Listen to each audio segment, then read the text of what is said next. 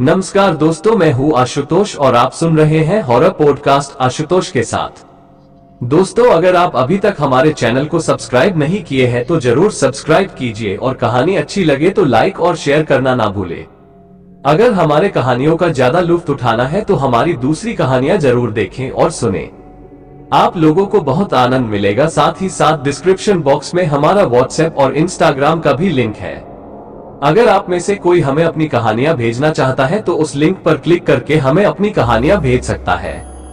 बढ़ते हैं हमारी आज की कहानियों की ओर। दोस्तों, हमारी आज की कहानी प्रदीप जी ने भेजी है, तो चलिए कहानी की शुरुआत करते हैं। ये बात 2020 की है। उस समय लॉकडाउन लगा हुआ था। उन दिनों जब धीरे धीरे लॉकडाउन हट रहा था, लोग अपनी जॉब को रीज्वाइन कर रहे थे। 2020 अक्टूबर की बात होगी। मेरे पास तो कोई जॉब नहीं था। जिस कंपनी में मैं काम करता था उस कंपनी से मैं निकाला जा चुका था। उन दिनों जॉब के लिए काफी परेशान होने के बाद जब मुझे कहीं जॉब नहीं मिल रहा था, तब मेरे घर से थोड़ी ही दूरी पर मुझे एक जगह से ऑफर यह मिला कि कुछ बच्चों को पढ़ना था। मैं ट्यूशन टीचर बनकर उनके घर पर जाकर उन्हें पढ़ाने लगा।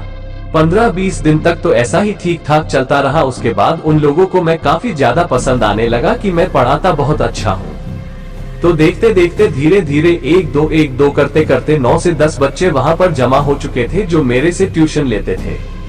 फिर एक दिन मुझे कंपनी से जॉब के लिए कॉल भी आया। मैं काफी ज्यादा खुश था। मैं उस ट्यूशन वाली जॉब को छोड़ना चाहता था, लेकिन बच्चों ने काफी ज्यादा जिद किया। उनके पेरेंट्स भी मुझे बहुत जिद करने लगे कि आप बच्चों को पढ़ाना मत छोड़िए। मैं अपने घर से एक आंटी के घर पर जाता था और वहां पर जाकर उन बच्चों को पढ़ाता था। सारे बच्चे वहीं पर जमा होते थे। मैंने उन लोगों को अपनी जॉब के बारे में बताया कि अब टाइम नहीं मिलेगा। तब उन लोगों ने कहा कि अगर टाइम नहीं मिलेगा तब भी आप कुछ टाइम निकालिए और हमारे बच्चों को पढ़ाइए। मैं अपने जॉब से शाम को 6:30 बजे तक छूटता था। फिर घर आते आते 7 बज जाता था और रेडी होकर कुछ खाकर 8 बजे तक ट्यूशन लेने चला जाता था। 8 से 10 बजे तक मैं पढ़ाता था। दूसरा कोई टाइम ही नहीं मिल रहा था मुझे। फिर भी वो सभी लोग उस पर भी रेडी थे। एक रात की बात है कि मैं उन लोगों के घर पर ट्यूशन पढ़ाने के लिए गया और उस समय उन लोगों के एग्जाम्स भी चल रहे थे, इसीलिए मुझे वहां से निकलने में 11 बज चुके थे। 11 बजे वहां से निकल रहा था तो आंटी मुझे जिद करने लगी कि बेटा खाना खाकर चले जाना। तो मैं खाने पर बैठ गया। खाना खाकर वहां से निकलने में 11:30 पौने 12 हो चुके थे। जब मैं वहां से निकलकर अपने घर पर आ रहा था, रास्ते में मुझे कोई भी सवारी नहीं दिख रही थी और न ही तो कोई गाड़ी दिख रही थी कि मैं जिससे लिफ्ट लेकर अपने घर तक वापस लौटूं। तब मैं सोचा कि अब शायद पैदल ही चलना होगा। वहां से अपने घर के लिए निकला और धीरे धीरे आगे बढ़ता जा रहा था। रास्ता बिल्कुल सुनसान था और खाली था। मैं जिस जगह पर रहता था, लॉकडाउन लगने की वजह से उस घर को छोड़कर दूसरी जगह पर शिफ्ट हो गया था, जिसका किराया 3000 रुपया था। बहुत कम था उसका किराया और उसमें भी हम 2-3 लोग शेयरिंग करके रहते थे। लेकिन हाँ, वो घर मेन रोड से काफी अंदर था। उस घर पर जाने के लिए लगभग 500 मीटर पहले से ही पूरा जंगली रास्ता शुरू होता था। यानी कि रास्ते के दोनों तरफ जंगली झाड़ियां घिरी हुई थी और वो रास्ता उन्हीं के बीच में से होकर जाता था। कई बार शेयरिंग टैक्सी ऑटो वाले भी अंदर तक नहीं छोड़ते थे। मैं उस रास्ते पर जब पहुंचा तब मुझे बहुत ज्यादा ठंड महसूस होने लगी। शायद वह झाड़ियों की वजह से वैसे ठंड लग रही होगी और वैसे भी हमारा जहां पर घर था वहां पर ठंड कुछ ज्यादा ही रहती थी। आसपास सभी एरिया झाड़ियों से जो घिरा हुआ था। एक दिन जब मैं अपने घर की ओर जाने लगा, आधा रास्ता पार किया ही था कि मुझे 2 कुत्ते सामने अपने दिखाई दिए जो कि एकदम शांत खड़े थे। वैसे कुत्तों को देखना एक आम बात होती है, लेकिन वो कुत्ते कुछ अजीब दिख रहे थे। आकार में काफी ज्यादा बड़े थे और वो ऐसे ही खड़े थे जैसा कि वो मुझे आगे ही नहीं जाने देना चाहते हो। मेरा रास्ता ब्लॉक करके खड़े हुए थे। मैं पहले तो उनके पास जाकर उनके बाजू से निकलने की कोशिश किया तो जो दूसरा वाला कुत्ता था वो मेरे ऊपर आने लगा कि शायद भूख लगी होगी इसे, इसलिए यह ऐसा कर रहा है। लेकिन मेरे पास उन्हें खिलाने के लिए भी कुछ नहीं था, तो मैंने उसे हटाया और तेज कदमों के साथ आगे बढ़ने लगा। अब दोनों ही कुत्ते मुझ पर भौंकना शुरू कर दिए। उनमें से एक तो अब मेरी टांग पकड़ लिया था। मैंने बहुत मुश्किल से अपनी टांग छोड़ा, लेकिन उस कुत्ते ने मुझे काटा नहीं था।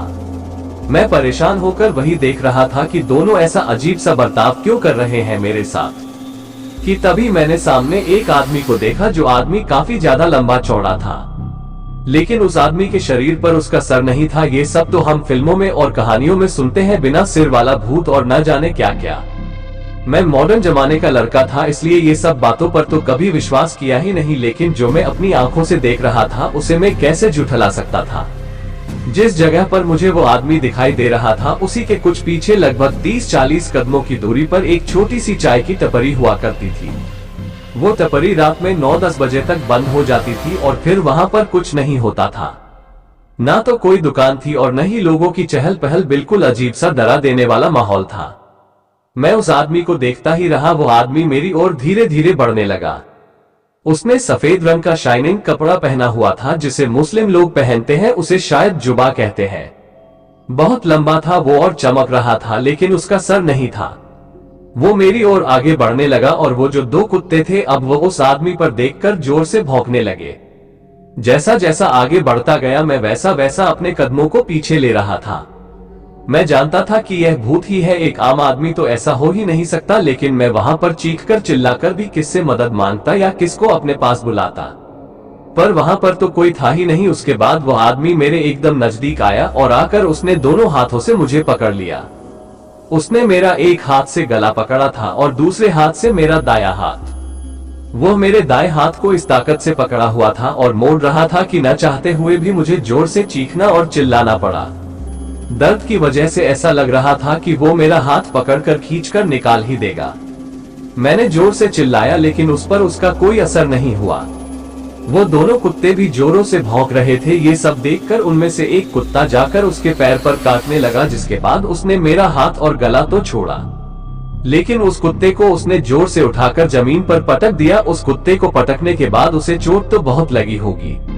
वो आवाज को एकदम से बंद करके पीछे हटकर जोर जोर से पूंछ हिलाने लगा, जैसा कुत्ते करते ही है। उसके बाद भी उसका मन नहीं भरा। मैं जल्दी से उससे छुपकर झाड़ियों में चला गया और वो मुझे इधर उधर खोजने लगा, यानी उसका शरीर चारों ओर घूम रहा था। शायद वो मुझे ढूंढ रहा था। सोचने वाली बात यह थी कि जब उसकी आंखें नहीं थी या सर ही नहीं था जिससे न केवल मुझे देख सकता था न सुन सकता था, फिर वो मुझे ढूंढ कैसे रहा था। मैं झाड़ियों में अपनी सांस को रोक कर बैठा हुआ था कि अचानक से जो दूसरा कुत्ता था, जो अभी भी उसे देखकर जोरों से भौंक रहा था, वो कुत्ता भी उस पर हमला करने के लिए छलांग लगाया। लेकिन वो कुत्ता उसके नजदीक जाता कि उससे पहले ही उसने एकदम से हाथ लंबा करके उस कुत्ते को पकड़ा और उसे भी उठाकर जमीन पर पटक दिया। वो दोनों ही कुत्ते अपनी आवाज बंद करके बस पीछे हटकर पूंछ हिला रहे थे। ये सब देखकर मुझे गुस्सा भी बहुत आ रहा था और डर भी बहुत लग रहा था, लेकिन उस समय करता भी क्या।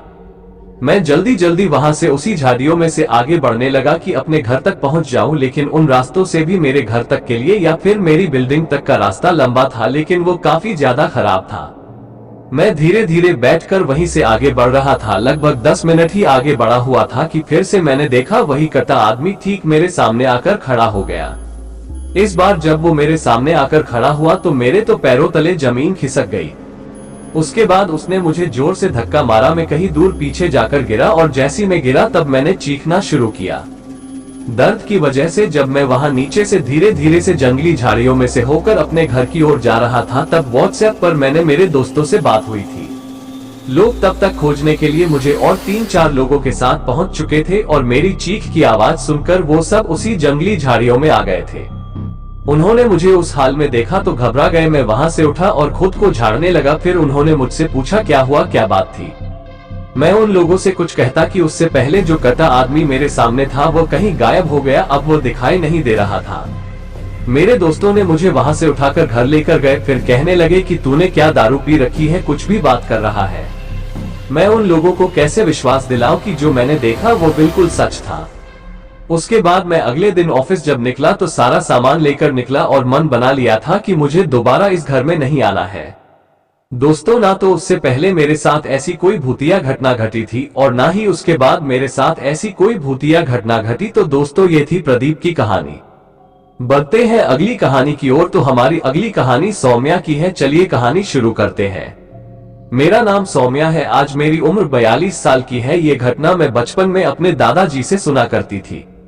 घटना हमारे पास के गांव की है। उस समय दादाजी बताते हैं कि अचानक से ही उस गांव में भूतों को लोगों ने देखने का दावा किया। उससे पहले कभी भी ऐसी कोई घटना न तो हमारे गांव में घटी थी और न ही आसपास के किसी गांव में।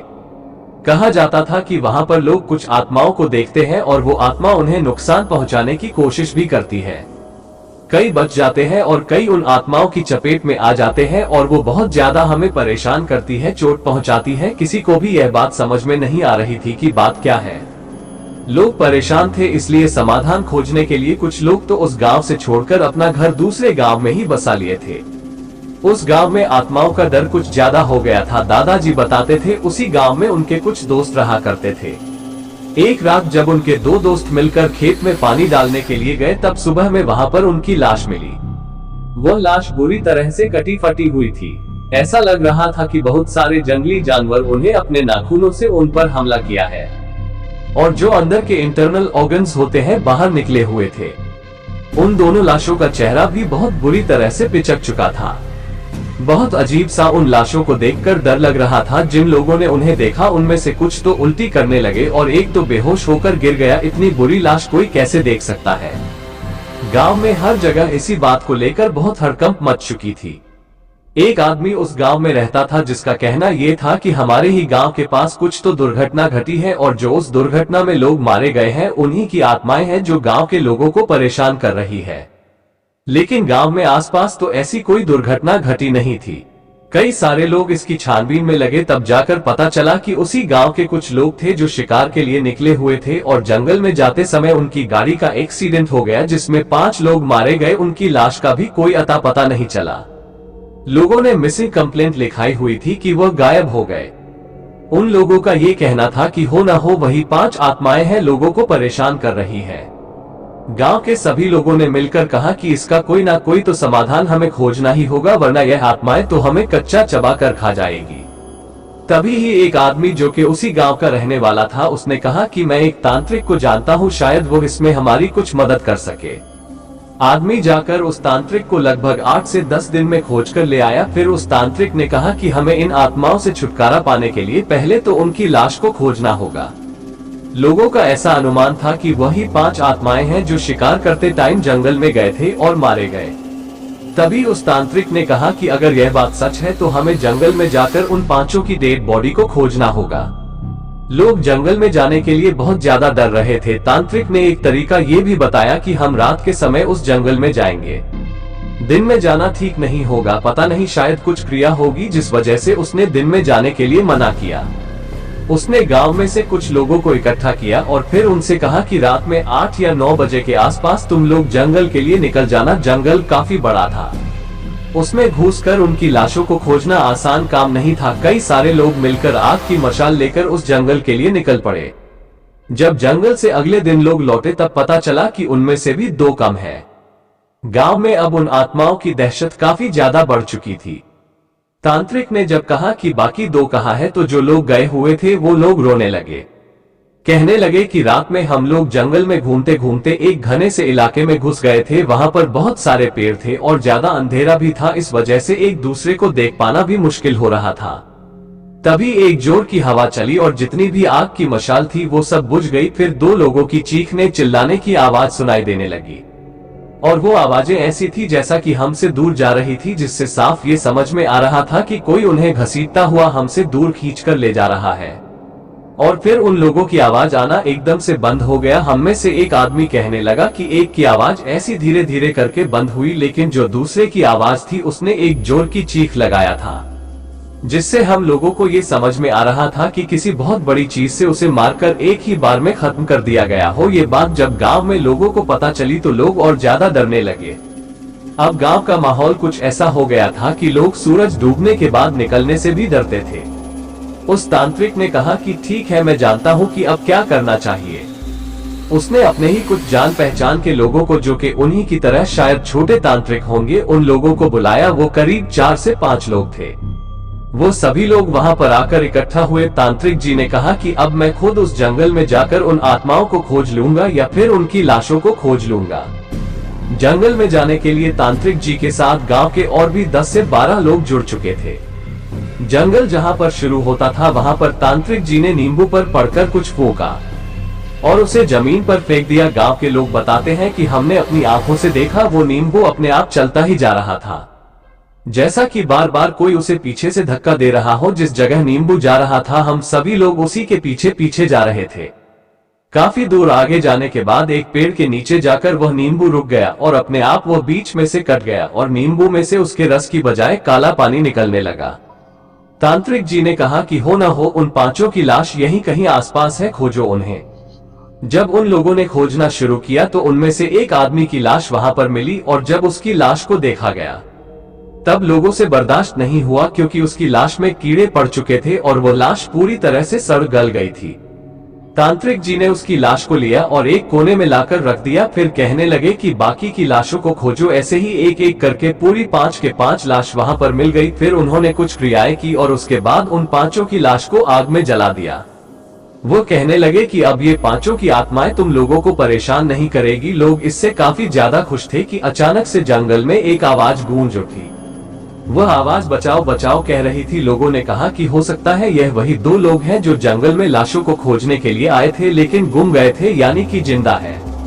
तांत्रिक जी ने सभी को रोका रहा। वो कहने लगे कि वो जिंदा नहीं है, यह एक छलावा कर रहे हैं और यह वही 2 आत्माएं हैं जो कि गांव के लोगों में से थे। फिर उन्होंने दोबारा से नींबू निकाला और उसके ऊपर कुछ पढ़कर वो उसे जमीन पे फेंक दिए। नींबू ठीक उसी जगह पर जाकर रुका जहां पर उनकी लाशें थी। तांत्रिक जी ने उन दोनों को भी लिया और दोबारा से क्रियाएं शुरू किया और उनको भी आग में जला दिया। फिर वो कहने लगे कि अब सभी आत्माओं से इस गांव वालों को मुक्ति मिल चुकी है और मैं जहां तक समझता हूं शायद अब यह आत्माएं कभी तुम्हें परेशान नहीं करेगी। हम सभी लोग बहुत ज्यादा खुश हुए और सभी अपने अपने घर पर चले गए। अगली सुबह जब तांत्रिक जी और उनके साथ में जो 4-5 लोग थे जब वह वापस जा रहे थे तभी एक अनर्थ हो गया। अनर्थ ये था कि तांत्रिक जी की मौत हो गई और वह भी रहस्यमयी तरीके से। कोई नहीं जानता था कि उनकी मौत कैसे हुई। उनके साथ 4-5 दूसरे भी तांत्रिक उनके शिष्य थे। वो आपस में बात कर रहे थे कि इस गांव को बचाने के लिए तांत्रिक जी ने अपनी जान दांव पर लगा दिया। हो सकता है कि वो लोग कुछ और भी बात जानते थे लेकिन गांव वालों को बताना नहीं चाहते थे, क्योंकि जब पिछली रात में सारी क्रिया करके जंगल से तांत्रिक जी आए थे तब वह अकेले ही एक कमरे में खुद को बंद करके रखे हुए थे। या ये भी हो सकता है कि वो बंद इसीलिए किए थे क्योंकि वो जानते थे कि अब उनके साथ क्या होने वाला है।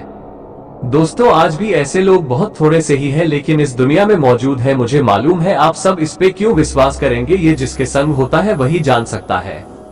तो दोस्तों अब बढ़ते हैं हमारी अगली कहानी की ओर। दोस्तों ये कहानी सतीश जी ने भेजी है। चलिए एल कहानी शुरू करते हैं।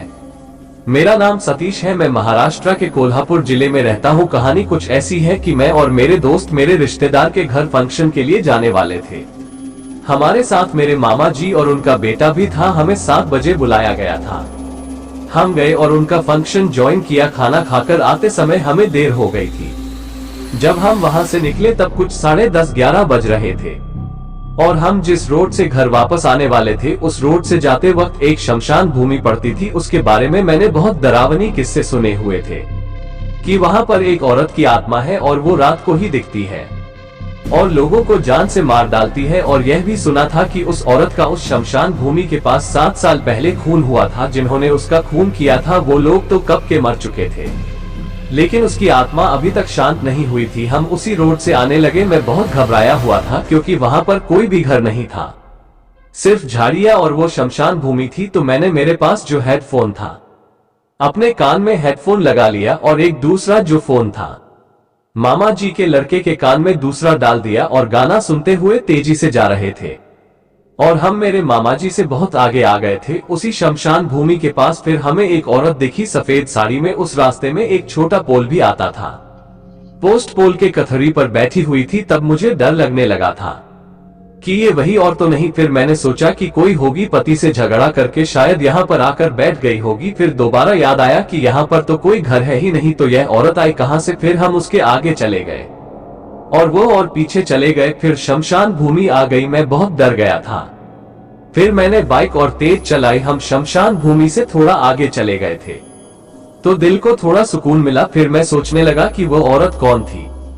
क्या वही वो औरत थी जिसके बारे में मैंने सुना था, और अगर वह भूत भी तो फिर उसने हम पर हमला क्यों नहीं किया। ये सब सोच ही रहा था कि तभी वही औरत रोड के साइड में दिखाई दी। वही साड़ी पहनी हुई थी। इस बार वो खड़ी थी और उसने अपना एक हाथ आगे किया हुआ था जैसे कि उसे लिफ्ट चाहिए हो। मैं बहुत डर गया। मैंने बहुत तेजी से बाइक भगाई और उस औरत के आगे चला गया। मुझे बहुत डर लग रहा था। मेरा दोस्त भी बहुत ज्यादा डरा हुआ था। फिर थोड़ी दूर जाते ही अचानक वो और ठीक बाइक के सामने आई और उसने अपने हाथों का तलवा हमारी तरफ किया। वो कुछ अजीब सा था और ऐसा लग रहा था कि जैसे वो हमें रोकना चाहती हो। मैंने डर से बाई रोड के साइड में खेत में उतार दी और उसमें घुस आने के बाद हम गिर गए। वही रोड के बीच थी और हमारी तरफ ही देख के हंस रही थी। मेरा पूरा शरीर डर के मारे कांप रहा था और पसीने से भीग चुका था।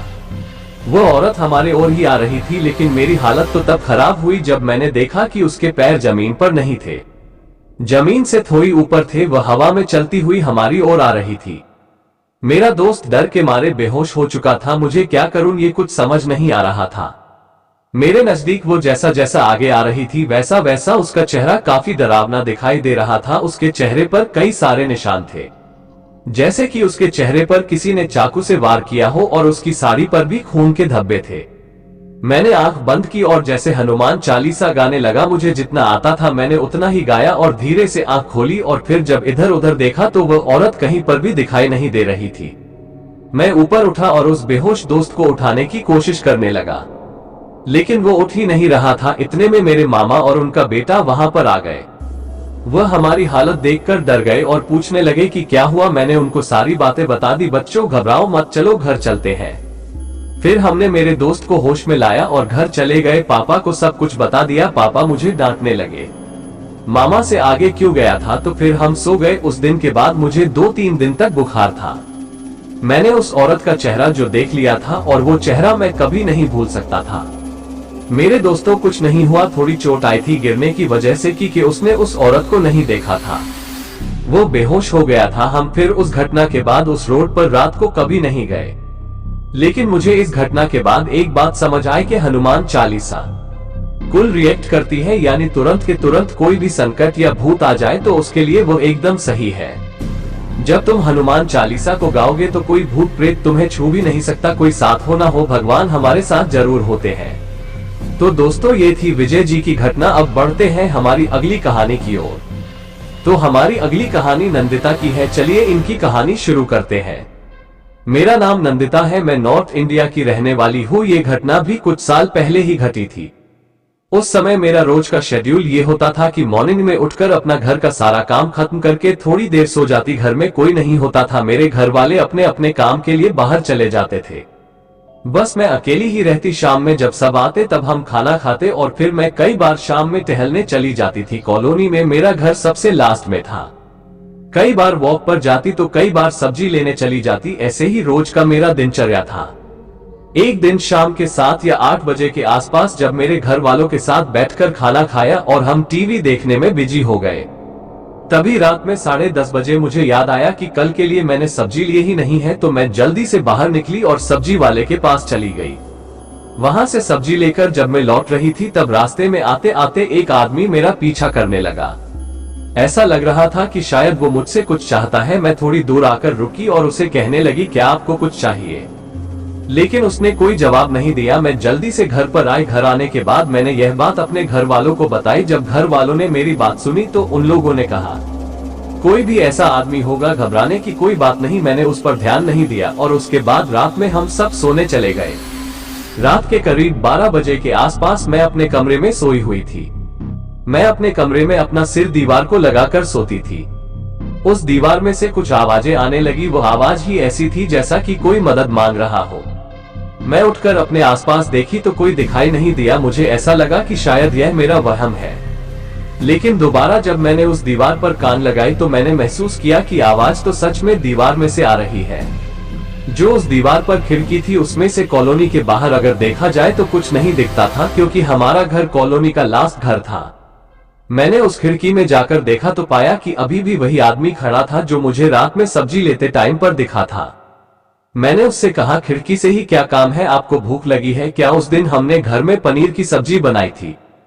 तो मैंने थोड़ी सी पनीर की सब्जी और रोटी लेकर घर के बाहर रख दिया और उसके बाद घर पर आकर सो गई। जब मैं उठी तो मैंने देखा कि प्लेट में कुछ नहीं था। हो सकता है कि वह आदमी सच में भूखा था और उसने खाना खा लिया हो। लेकिन मैं यह नहीं जानती हूँ कि वह आवाजें दीवार में से कैसे आ रही थी और उसके बाद वह आवाजों का आना भी बिल्कुल बंद हो गया।